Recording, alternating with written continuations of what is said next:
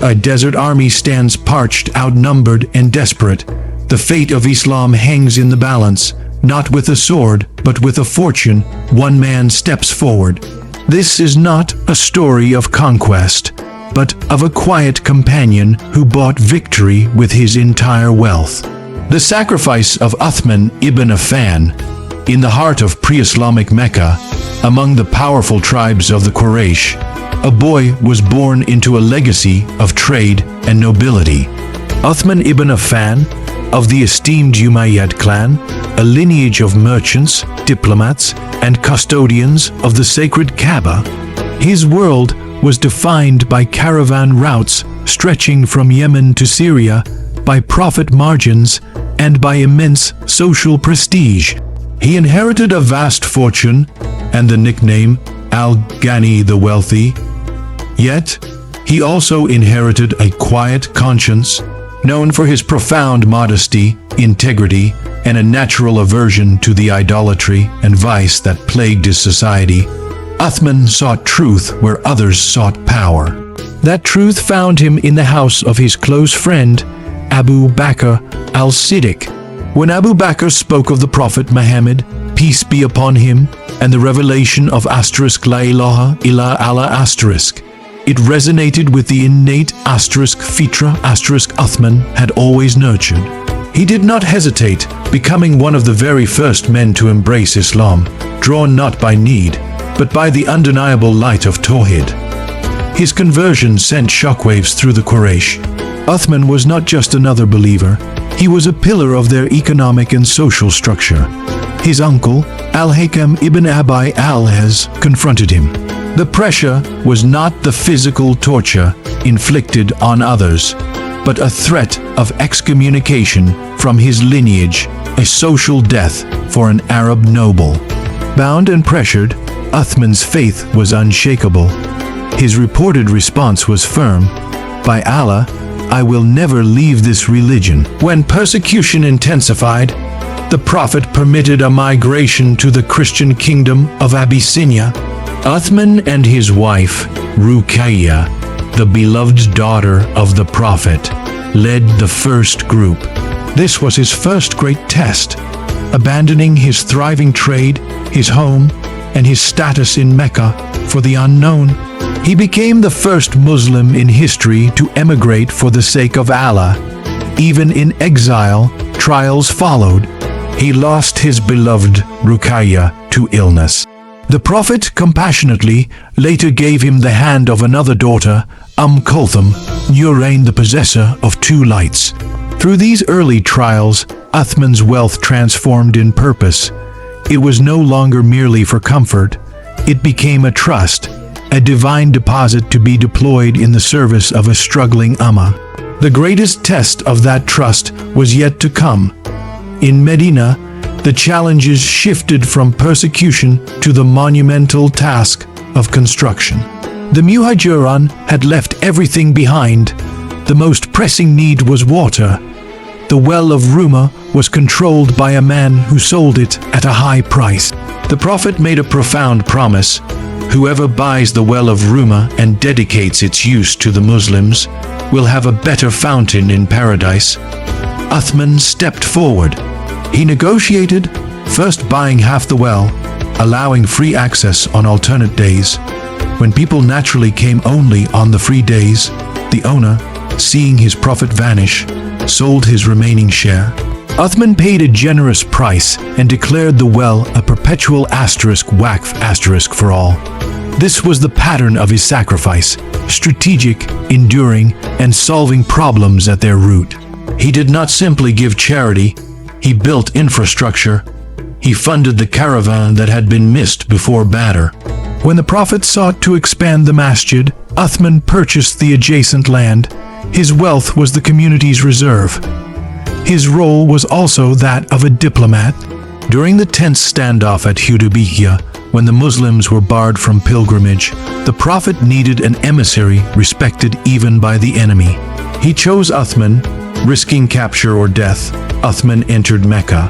When rumors of his martyrdom spread, the Prophet took the famed pledge of Ridwan under the tree, swearing to defend Uthman to the death.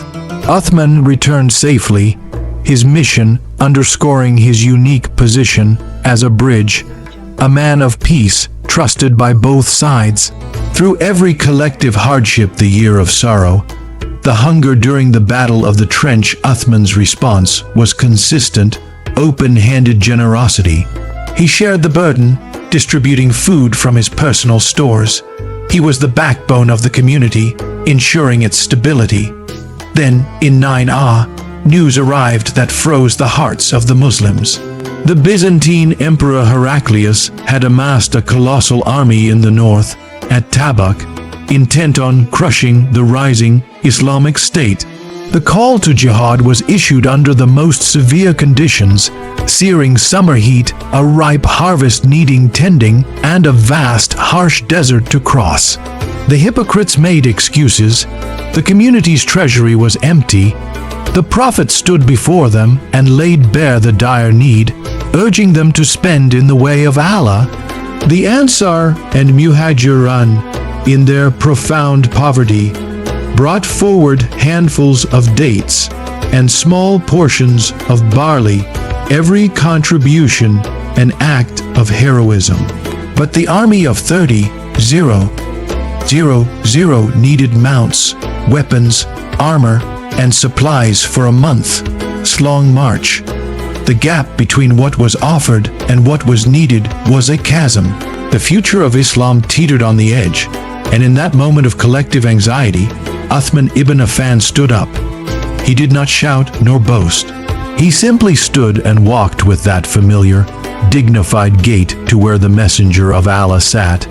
His voice, when it came, was clear and firm, cutting through the anxious silence.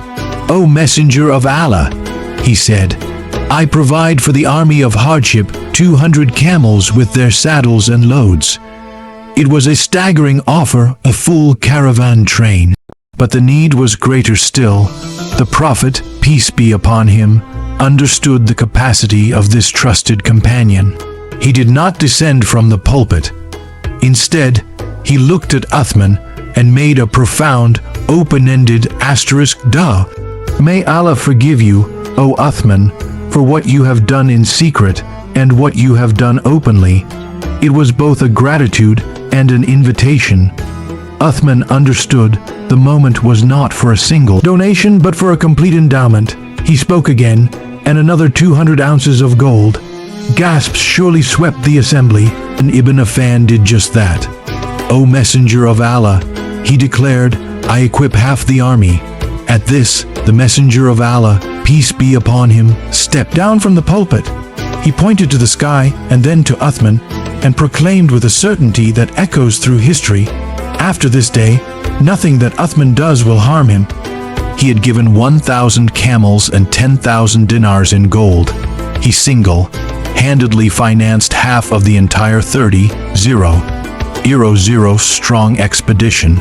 The Muslims marched to Tabuk, well-provisioned force that could stare down an empire. The Byzantines, upon hearing of their resolve, disbanded without a fight.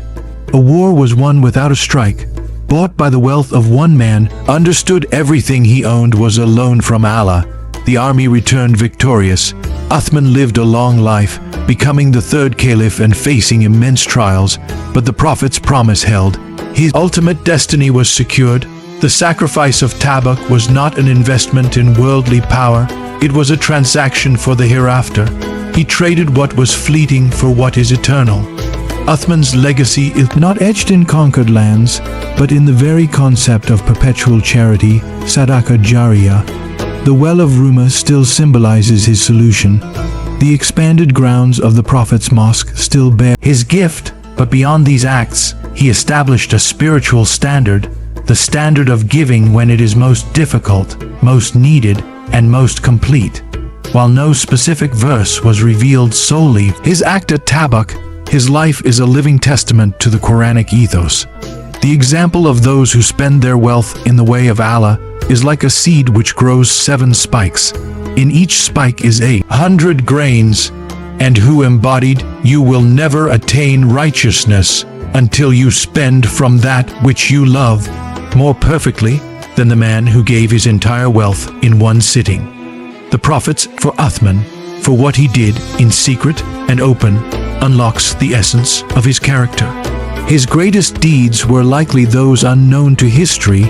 Tabuk was public out of necessity, but his private generosity was a constant, silent river.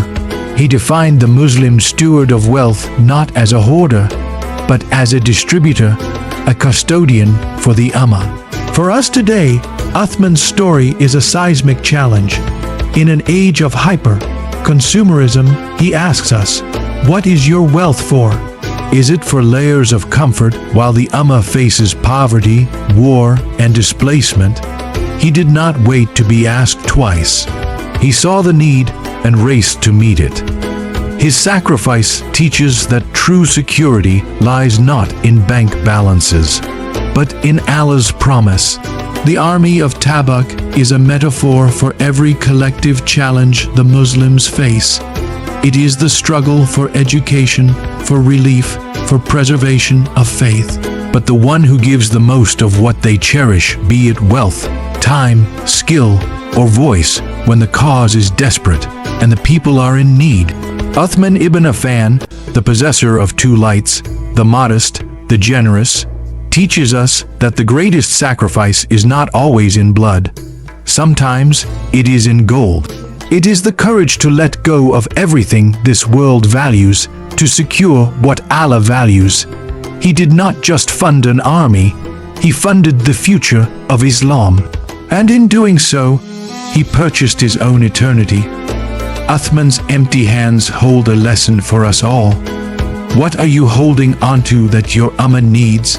Visit our channel, Sacrifices of the Sahaba, and support the projects that continue their legacy. Share this story. Let it inspire your own act of sacrifice, big or small.